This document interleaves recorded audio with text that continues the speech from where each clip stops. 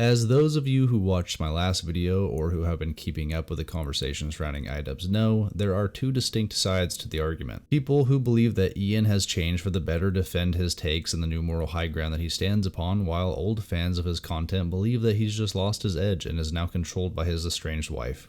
I'm here to tell you that neither side is really right.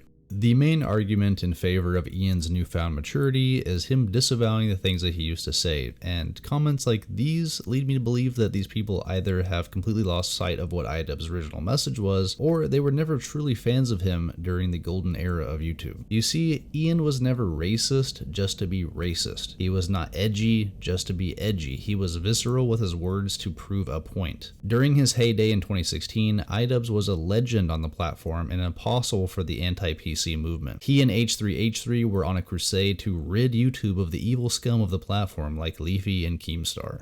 Ian's popular series Content Cop not only revolutionized the commentary genre, but also led him to become one of the biggest creators on the platform, garnering him millions of fans who believed in his message. And what was that message? It's either all okay or none of it's okay.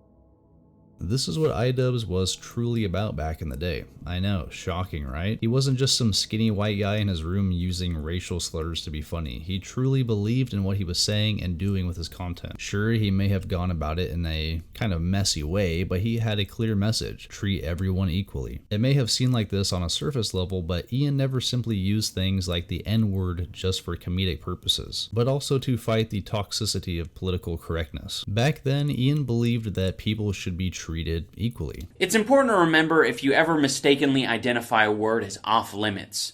No words are off limits. You're allowed to get offended by the words and say, oh, I didn't like that very much. But for you to come at the person and say, you're a bad person for saying this, you're racist for saying this. At the end of the day, everything's a choice. Black people can choose to get offended by black slurs. Asian people can choose to get offended by Asian slurs.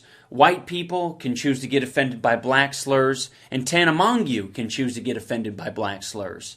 At the end of the day, it seems like white people are really just trying to make up for all of the torment that we've inflicted on black people. Well, keep at your crusade. I'm going to continue to act like they're normal human beings. In his latest video, iDubbbz has disavowed his old content for perpetuating a culture of bullying, insensitivity, and bigotry, and although I don't see anything wrong with him wanting to change his style and language to not purposely being hateful, this is where his original message becomes lost. He even admits in his latest video that he still doesn't like most of the people that he made content cops on, but he feels the way the videos were made took away from the point of it by just largely being based on harassing these people. He also apologizes for using racial slurs in the past, which you could genuinely say is a sign of his newfound maturity, because he never truly needed to be saying the N-word to begin with to get his message across. Everything he says in his new video regarding disavowing the way he handled some content cops and the language he used back then is all fine and good, but that is not the real issue. The large topic of debate has been how iDubbbz has matured and grown and is now some kind of reformed saint. Some of the people that write these comments say that they have ascended from their old edgy sense of humor and have matured alongside Ian. But once you dig a bit deeper into what these people find as mature content, you will find that they really haven't matured, they simply have just adjusted their political beliefs. These so-called reformed edgelords are fans of people like Hasan Piker, people who are still okay with being edgy, harassment, and bullying, just as long as it aligns with what they see as politically correct, the exact thing that Ian once fought against. The entertainment that we get from someone being edgy, such as Sam Hyde for example, comes from their lack of a filter for political correctness, pushing societal and cultural boundaries and norms. You could say the N-word in some countries and nobody would bat an eye, but insult their people or religion and of course they would see that as edgy. The people on the other side of the political spectrum are not somehow absolved of all their wrongdoings just because they take the side of the quote-unquote correct opinion. Hasan, for example, does in fact have edgy takes. They just fall on what is now seen as the right side. America deserved 9/11, dude. Fuck it. I'm saying it.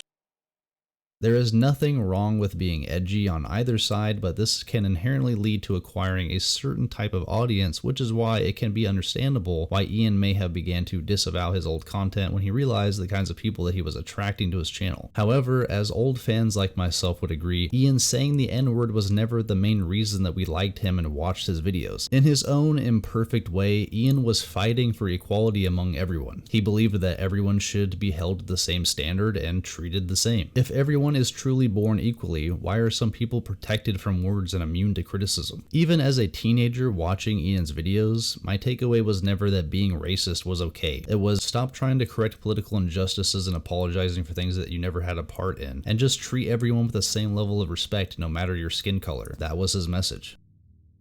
No logical person has ever had a problem with iDubbbz wanting to mature, but I and most other people don't see things like being accepting of sex work as maturing. Simply adopting new political opinions is not maturing. Real maturing is actual character development and growth. Felix, otherwise known as PewDiePie of course, is a perfect example of somebody growing up and actually maturing. After his attempted cancellation by the media for his own use of the N-word, which by the way sparked the adpocalypse, he didn't just change his content to be advertiser friendly. He actually learned from his actions and adjusted accordingly. He kept his same old sense of humor and personality, making lighthearted videos, but began focusing on things like literature, mindfulness, philosophy, and current events. He doesn't start drama with just anyone and apologizes when he makes genuine mistakes. He is universally respected by his fans and other content creators for the ways that he's changed, unlike iDubbbz, and it's for good reason.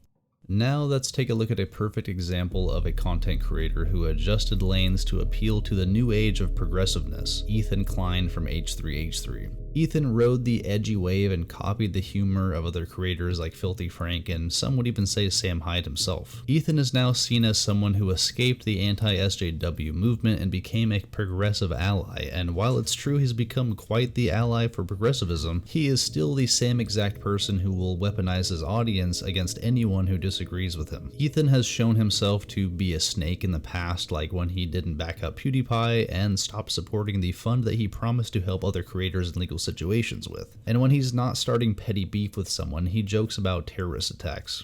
So there was a big protest outside the NRA meeting, which was good. Do we have any insight into what they're actually talking about there at the NRA meeting that's today in Texas? Someone should bomb that building. Is this that newfound maturity that everyone is talking about? Ethan has simply adjusted the target of his anger, and he gets to continue making content and getting paid for it because it's deemed acceptable by what is now seen as the right side of the argument according to YouTube and societal and political standards. This is why people call him a grifter. It's also quite obvious to anybody with a functioning brain that all of these content creators became extremely politically responsible and acceptable all around the same time. After the adpocalypse, YouTube began cracking down on the non-advertiser friendly content. All of these people you see acting so high and mighty now were once making their careers off of saying edgy things when it was acceptable. When it became a problem to have those opinions and viewpoints, they all made a hard turnaround all at the same time. There's obviously nothing wrong with maturing and changing your viewpoints and opinions, but the fact that Ian and H3 all decided to make this change around the same time that it was no longer advertiser friendly to have these beliefs makes it seem disingenuous. In the end, it really doesn't matter what Ian does, it's his life, it's up to him. My only hope is that his original message can be carried on and not forgotten, because he was a pioneer of fighting against political correctness and showing that everyone can and should be treated equally.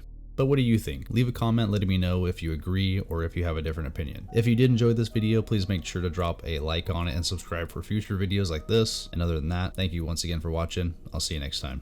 Peace. I'm gay.